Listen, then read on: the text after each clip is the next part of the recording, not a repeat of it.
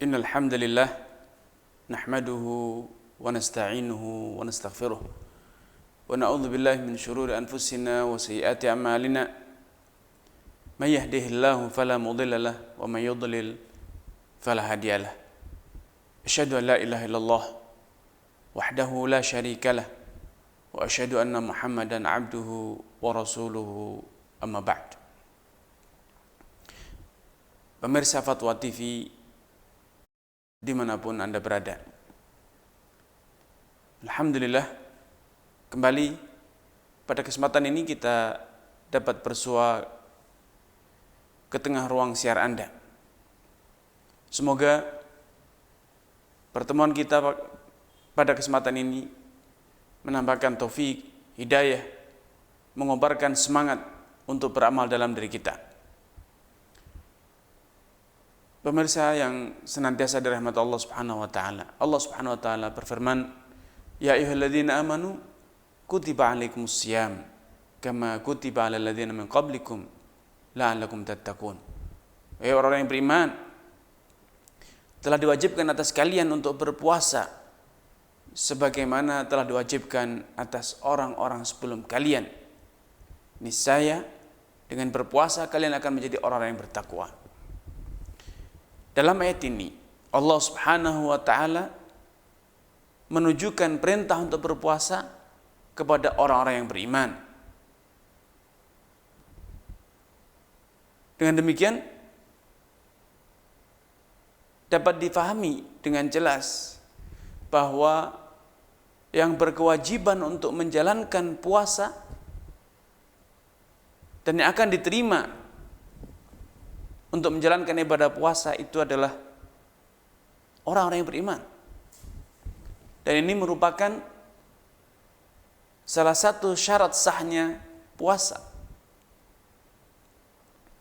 Kemudian pada ayat selanjutnya Allah Subhanahu wa taala berfirman, "Faman kana minkum maridan aw ala safarin fa iddatun min ayyamin ukhra."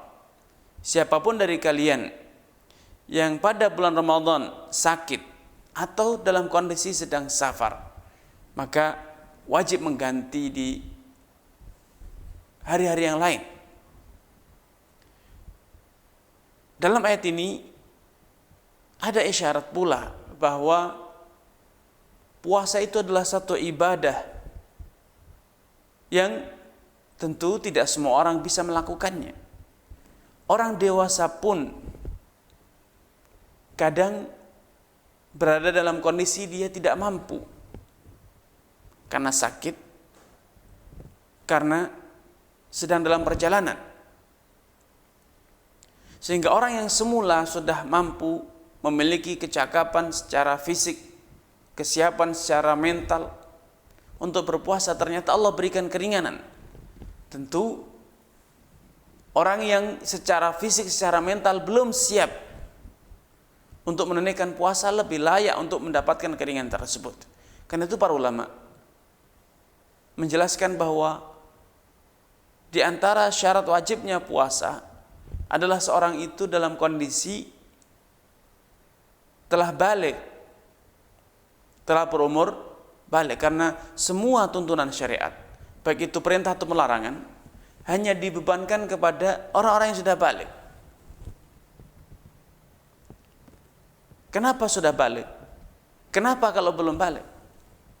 Ya, karena pena pencatat amalan yang mencatatkan dosa manusia Allah angkat, tidak menuliskan amalan-amalan orang-orang yang belum balik. Rufi'al qalamu an thalath. Pena pencatat dosa-dosa hamba manusia atau hamba Allah Subhanahu wa taala Allah angkat sehingga tidak menulis dosa-dosa hamba tersebut dari siapa? Dari 3 golongan orang.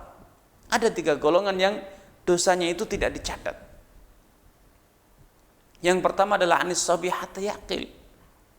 Dari anak kecil sampai dia itu berakal balik. Dan riwayat hatta yahtalim, sampai dia itu bermimpi basah. Karena mimpi basah itu pertanda bahwa dia telah mencapai kesempurnaan secara fisik ataupun emosional. Dia telah memiliki kesiapan untuk melakukan perintah dan meninggalkan larangan. Bila ini terjadi pada anak kecil yang secara fisik dia mampu, bisa jadi dia sudah mampu untuk berpuasa, tapi karena belum balik, ternyata belum diwajibkan. Secara logika nalar, kesiapan mental, bisa jadi dia mampu, dan secara pikiran dia memiliki pikiran yang sehat, sehingga dia bisa menghadirkan niat untuk puasa. Walau demikian, selama dia belum balik, para ulama telah sepakat bahwa anak yang belum balik belum berkewajiban. Walaupun tentu bukan berkewajiban bukan berarti tidak berpuasa sama sekali. Orang tua, ayah dan ibu berkewajiban untuk melatih anaknya berpuasa. Dahulu Rubaiyah bintu Muawwidh radhiyallahu ta'ala anha mengisahkan bagaimana dahulu praktek pendidikan di zaman Nabi. Beliau mengatakan, kunna nusawwimu sibyanana wa naj'alu lahumul ihna. Dulu kami semasa Nabi SAW, kami melatih anak-anak kami untuk berpuasa, untuk melalaikan mereka dari keinginan makan dan minum. Dibuatkanlah mainan dari kain atau kapas, bagikan boneka. Kalau mereka lapar, nadfa'ulahum, kami berikan mainan itu kepada mereka hatta yakuna indal iftar, sampai mereka tiba pada waktunya untuk berbuka puasa. Ya, sehingga secara prinsip anak yang belum balik belum berkewajiban, namun orang tua punya tanggung jawab untuk melatih, membiasakan anaknya berpuasa. Karena al-bulugh, menginjak umur balik, itu relatif berbeda-beda antara satu orang dengan orang yang lain. Karena itu pendidikan harus dijalankan. Nah, orang yang kedua yang tidak wajib berpuasa adalah orang majnun, orang yang gila, yang tidak punya nalar, sehingga nalarnya tidak sempurna. Karena nalarnya tidak sempurna atau bahkan tidak bernalar sama sekali, maka dia tidak memiliki niat, tidak mampu menghadirkan niat yang sempurna untuk berpuasa. Karena dia tidak punya nalar, tidak mampu menghadirkan niat, maka kalaupun dia berpuasa tidak sah. Karena syarat sahnya puasa adalah adanya niat, yaitu niat ta'abbud, niat beribadah lillah azza wa jalla, dengan menahan rasa dahaga, rasa lapar dan nafsunya. Sedangkan orang yang gila, orang yang mengalami gangguan mental, dia tidak mampu menghadirkan niat secara utuh, bahkan bisa jadi tidak bisa sama sekali. Maka mereka tidak berkewajiban puasa, bahkan mereka ghairu mukallafin, tidak punya beban dosa apapun, sehingga kalaupun mereka makan di siang Ramadan, minum di siang Ramadan, mereka tidak berdosa. Memang mereka tidak berkewajiban. Kalau anak kecil yang sudah berumur 10 tahun, 8 tahun, atau yang disebut dengan mumayyiz, mereka sudah mulai menginjak umur remaja, ya, walaupun belum balik, mulai mendekati masa-masa dewasa, sehingga mereka bisa menganalisa, berpikir dengan baik, bisa berniat membedakan antara siang dan malamnya Ramadan. Walau demikian, selama belum balik, maka dia tidak berkewajiban untuk berpuasa. Apalagi orang yang tidak punya nalar sama sekali, baik karena gangguan mental atau karena sudah pikun, ya, Semula mereka adalah orang-orang yang bernalar sehat. Tapi karena umur yang sudah menginjak masa-masa yang, atau mungkin umurnya terlalu panjang, sehingga sedikit demi sedikit fisiknya menurun, demikian pula nalarnya, kemampuan berpikirnya menurun pula.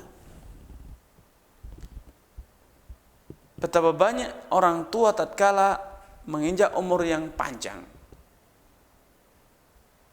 sehingga mencapai pada al-harim, masa pikun, alih-alih berpikir, alih-alih meniatkan diri untuk berpuasa,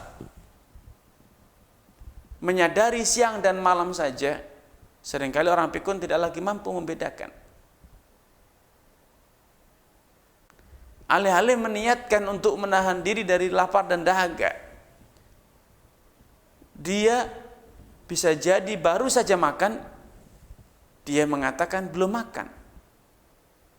Ingatannya sudah terganggu. Maka orang yang pikun seperti ini bagaikan anak kecil, tidak lagi berkewajiban untuk berpuasa, walaupun semula dia berpuasa setiap tahun. Mereka tidak berkewajiban untuk puasa. Dan karena tidak berkewajiban, karena nalarnya telah mengalami gangguan, maka mereka tidak berkewajiban untuk membayar fidyah. Sebagaimana anak kecil yang tidak berpuasa, sebagaimana orang yang gila mengalami gangguan mental, cacat mental, mereka tidak berpuasa dan juga tidak wajib membayar fidyah. Maka demikian pula orang yang sudah pikun. Ya. Kemudian di antara orang yang tidak berkewajiban untuk berpuasa, atau maaf, di antara orang yang mendapatkan keringanan dalam urusan puasa adalah orang yang sakit sehingga dia tidak mampu puasa, walaupun dia bernalar sehat, akal pikirannya sempurna, tidak ada cacat, tidak ada gangguan, tetapi dia mengalami gangguan pada fisiknya sehingga dia harus mengkonsumsi obat setiap saat. Atau kalaupun dia tidak harus mengkonsumsi obat, kalau dia berpuasa dia akan jatuh sakit karena fisiknya yang lemah. Maka orang yang seperti ini karena memiliki nalar yang sehat, memiliki pikiran yang sehat, seharusnya mereka wajib berpuasa. Tapi karena tidak mampu, maka mereka mendapatkan keringanan, dispensasi untuk tidak berpuasa, yaitu dengan cara membayar fidyah. Ya, dengan cara membayar fidyah. Dahulu pernah diturunkan ayat yang kemudian dianulir atau dimansuh dalam Al-Qur'an. Wasyaikhatu, orang tua baik laki ataupun pria, kalau mereka tidak berpuasa, maka mereka berkewajiban menggantinya, yaitu dengan cara memberi makan. Ya, memberi makan siapa? Orang miskin. Sebagaimana dahulu Anas bin Malik radhiyallahu taala anhu, ketika telah menginjak umur tua, beliau tidak lagi mampu berpuasa karena lemah fisiknya, walaupun nalar pikiran beliau sempurna, tidak mengalami gangguan sedikit pun, tetapi fisik beliau lemah. Karena dikisahkan Anas bin Malik memiliki umur yang panjang sampai 100 tahun. Sehingga di akhir hayatnya beliau 2 tahun berturut-turut tidak lagi mampu berpuasa. Sehingga beliau setiap hari memberi makan orang miskin sebagai ganti dari ibadah puasa yang dia tinggalkan. Kemudian di antara orang yang mendapatkan dispensasi untuk tidak berpuasa adalah wanita yang hamil ataupun menyusui. Bila tidak mampu berpuasa karena fisiknya lemah, atau mengkhawatirkan anaknya akan jatuh sakit atau mengalami gangguan kalau dia berpuasa, maka mereka boleh untuk tidak berpuasa dengan ketentuan mengqadha, mengganti di lain hari. Dan bila kekhawatiran itu betul-betul murni karena mengkhawatirkan anaknya, maka ditambah memberi makan orang miskin, mengqadha dan juga memberi makan satu orang miskin setiap hari dari hari-hari puasa yang dia tinggalkan. Kemudian di antara orang yang mendapatkan keringanan adalah orang yang sakit. Orang yang sakit ataupun musafir, maka mereka ada keringanan untuk tidak berpuasa. Tetapi wajib untuk mengganti di lain hari. Faman kana minkum maridun aw ala safarin fa'idatun min ayyamin ukhar. Siapapun dari kalian yang sakit atau dalam kondisi safar, maka dia wajib mengganti di hari lain. Ya. Namun demikian,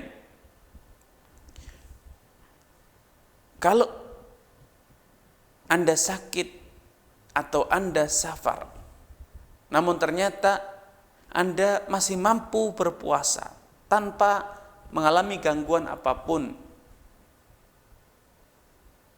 tanpa mengancam kesehatan Anda ataupun keselamatan Anda, maka kalau Anda berpuasa itu, tetap berpuasa itu lebih baik, sehingga Anda bisa menyegerakan ibadah puasa bersama kaum muslimin. Namun bila ternyata berpuasa itu mengganggu kesehatan Anda, mengancam keselamatan Anda, atau menjadikan Anda terhalang ketika safar dan tetap memaksakan diri berpuasa, terhalang dari menjalankan kewajiban-kewajiban yang lain, maka tidak berpuasa itu adalah pilihan yang bijak. Itu yang lebih utama. Sampai-sampai Nabi SAW bersabda, laisa minal birri as-siyamu fis safar. Tidak termasuk kebajikan, tidak termasuk amal soleh kalau Anda memaksakan diri berpuasa di saat Anda sedang safar. Sebagian orang walaupun sakit merasa sayang untuk berbuka, sehingga dia paksakan dirinya untuk tetap berpuasa walaupun akhirnya dia betul-betul begitu berat. Begitu juga sebagian musafir memaksakan diri untuk berpuasa, yang menyebabkan akhirnya dia terhalang dari menjalankan kewajiban yang harus dia jalankan. Nah, orang-orang yang semacam ini itu bukannya mendapatkan pahala, justru dia mendapatkan dosa. Karena Allah Subhanahu wa taala mencela orang-orang yang tanattu, memaksakan diri. Halakal mutanatti'un. Orang-orang yang memaksakan diri, memberat-beratkan dirinya itu pasti akan celaka. Nabi juga dengan tegas berkaitan dengan musafir, laisa minal birri as-siyamu fis safar. Tidak termasuk kebajikan amal soleh bila Anda memaksakan diri berpuasa ketika Anda safar. Namun kalau ternyata Anda tetap berpuasa walaupun Anda sakit atau Anda safar, namun ternyata puasa Anda tidak menghalangi Anda dari kewajiban, tidak mengancam kesehatan Anda, mengancam keselamatan Anda, maka dengan tetap berpuasa itu lebih baik. Walaupun kalau Anda memilih untuk mengambil rukhsah itu juga boleh. Memilih mengambil keringanan itu boleh. Kemudian di antara hal yang atau orang yang mendapatkan dispensasi keringanan dalam urusan puasa adalah wanita yang haid dan nifas. Mereka tidak wajib berpuasa, bahkan tidak sah kalau mereka berpuasa. Akan tetapi mereka berkewajiban untuk mengqadha di lain hari. Berkewajiban untuk mengqadha di lain hari. Aisyah berkata, "Kana yusibuna dzalika ala hadi Rasulullah sallallahu alaihi wasallam, fa naqdi shauma wa la naqdi shalah." Ya, suatu hari Aisyah ditanya perihal mengapa wanita yang haid diwajibkan untuk mengqadha puasa tapi tidak diwajibkan untuk mengqadha salat. Maka beliau menjawab, "Kana yusibuna dzalik." Dahulu di zaman Nabi, kami mengalami hal itu, yaitu haid dan juga nifas. Namun demikian, Nabi memerintahkan kami untuk mengqadha puasa dan tidak memerintahkan kami untuk mengqadha salat. Ya, ada keringanan sehingga mereka tidak berpuasa. Tetapi dan juga bahkan tidak boleh mereka berpuasa, tetapi mereka wajib mengqadha di lain hari, dan qadhanya itu sepanjang tahun, alias tidak harus segera Anda mengqadha di bulan Syawal, boleh ditunda hingga beberapa waktu selama tidak sampai datang Ramadan selanjutnya. Aisyah juga mengisahkan, kana alayya ayamun min Ramadan, dahulu di zaman Nabi aku punya hutang puasa beberapa hari dari bulan Ramadan. Namun aku tidak sempat untuk mengqadhanya illa fi Sya'ban, kecuali pada bulan Sya'ban. Lima kani Rasulullah sallallahu alaihi wasallam. Ya, tidak sempat untuk mengqadha puasa Ramadan kecuali di bulan Sya'ban. Kenapa demikian? Karena beliau ingin tetap prima melayani Nabi sallallahu alaihi wasallam, maksimal melayani suami beliau yaitu Nabi SAW, sehingga baru di bulan Sya'ban lah beliau berkesempatan untuk puasa, karena Nabi di bulan Sya'ban memperbanyak puasa, sehingga saat itulah Aisyah baru menyempatkan diri untuk mengqadha puasanya. Kemudian di antara orang yang mendapatkan keringanan untuk tidak berpuasa adalah wanita yang haid kemudian suci di tengah hari, atau musafir yang tiba di kampung halamannya kembali ke rumahnya di siang hari. Ya, mereka menurut mayoritas ulama berkewajiban untuk menahan diri dari makan, minum, dan hubungan badan. Kenapa? Karena secara de facto penghalang ibadah puasa itu telah hilang. Haid nifasnya telah suci, safarnya telah selesai, sakitnya telah sembuh. Maka menurut para ulama, menurut mayoritas ulama, mereka berkewajiban untuk menahan diri mengikuti orang-orang yang sedang berpuasa, tidak boleh makan, tidak boleh minum, walaupun itu tidak sah sebagai ibadah puasa. Mereka tetap wajib mengqadha di lain hari. Ya, itu mayoritas ulama demikian mazhabnya. Sehingga mereka diperintahkan untuk imsak, menahan diri dari makan minum dalam rangka ihtiraman lil waqti, dalam rangka menjaga marwah kesucian bulan Ramadan. Namun pendapat ini, walaupun ini adalah pendapat mayoritas ulama, ya, tetapi pendapat itu bukan ijma, bukan satu konsensus yang disepakati oleh seluruh ulama. Sebagian ulama mengkritisi penjelasan ini. Mereka mengatakan bahwa orang yang baru saja tiba dari safar di siang hari, dan ketika safar dia dalam kondisi berbuka, wanita yang di pagi hari dalam kondisi haid, di siang hari telah suci dari haid. Wanita yang di pagi hari masih dalam kondisi nifas, di siang hari dia suci dari nifasnya. Orang yang di pagi hari dalam kondisi sakit sehingga dia tidak berpuasa karena tidak mampu, namun di siang hari dia sembuh dari sakitnya sehingga dia mampu untuk berpuasa. Menurut sebagian ulama, mazhab yang diajak oleh mayoritas ulama itu kurang tepat karena tidak ada dalil. Ya, di zaman Nabi tentu banyak wanita-wanita yang di pagi hari masih dalam kondisi haid, di siang hari dia sudah suci. Demikian pula sudah bisa dipastikan secara logika bahwa ada saja orang di zaman Nabi yang di pagi hari dalam kondisi musafir, di siang hari sudah tiba di kampung halamannya. Walau demikian, tidak pernah ada penjelasan dari Nabi, tidak pernah ada perintah dari Nabi agar mereka setelah tiba di kampung halaman, setelah sembuh dari sakitnya, setelah suci dari haidnya, menjaga marwah Ramadan dengan cara menahan diri dari makan dan minum. Tidak pernah ditemukan dalil itu. Sedangkan kaidah yang baku dalam ilmu fikih menyatakan al-aslu bara'atu dhimmah. Hukum asal yang harus dijaga dan dihormati tidak boleh dilanggar kecuali dengan dalil yang kuat. Hukum asalnya adalah bara'atu dhimmah. Tidak ada kewajiban sampai betul-betul ada dalil. Sedangkan kita tidak pernah menemukan dalil yang memerintahkan wanita yang suci dari haid di siang hari untuk mengikuti orang yang sedang berpuasa itu dengan cara menahan dahaga, menahan lapar. Padahal menahan lapar dan dahaga dia itu tidak dihitung sebagai puasa. Sedangkan Allah Subhanahu wa taala tidak pernah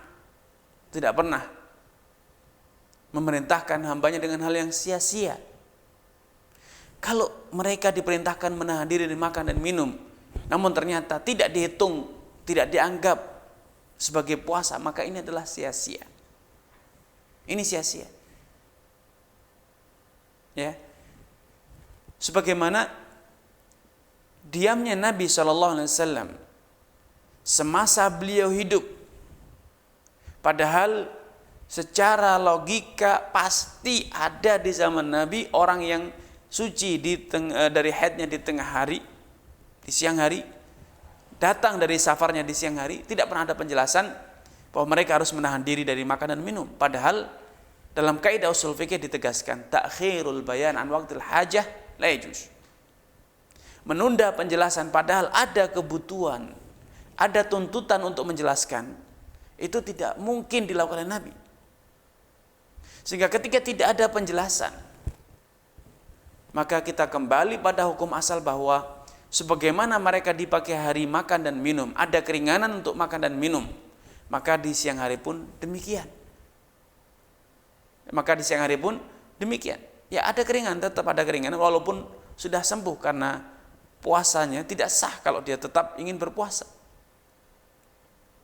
Ya, sehingga wanita yang suci dari haid di tengah hari atau orang musafir yang datang di kampung halamannya di siang hari, orang yang sakit kemudian sehat di siang harinya, mereka tetap boleh makan dan minum, karena kalau mereka menahan diri dari makan dan minum tidak ada artinya, tidak dihitung sebagai puasa yang menggugurkan kewajiban. Mereka tetap wajib mengqadha di lain hari. Karena itu wallahu ta'ala alam, pendapat yang lebih rajih bahwa mereka tidak wajib menahan diri, mereka tetap boleh makan dan minum karena sudah terlanjur tidak berpuasa. Padahal syarat sahnya puasa itu harus membulatkan niat dari sebelum fajar terbit. La siyama, tidak sah puasa orang yang lam yubayyitis siyama minal lail, orang yang belum membulatkan tekadnya untuk menjalankan puasa sejak malam hari. Wallahu ta'ala alam. Ini yang bisa disampaikan pada kesempatan yang berbahagia ini. Semoga Allah Subhanahu wa taala senantiasa menambahkan taufik hidayah kepada kita semuanya, dan atas segala kekurangan dan kesalahan saya mohon maaf, dan kita akhiri dengan kafaratul majelis. Subhanakallah bihamdika asyhadu an la ilaha illa ant astaghfiruka wa atubu ilaik. Assalamualaikum warahmatullahi wabarakatuh.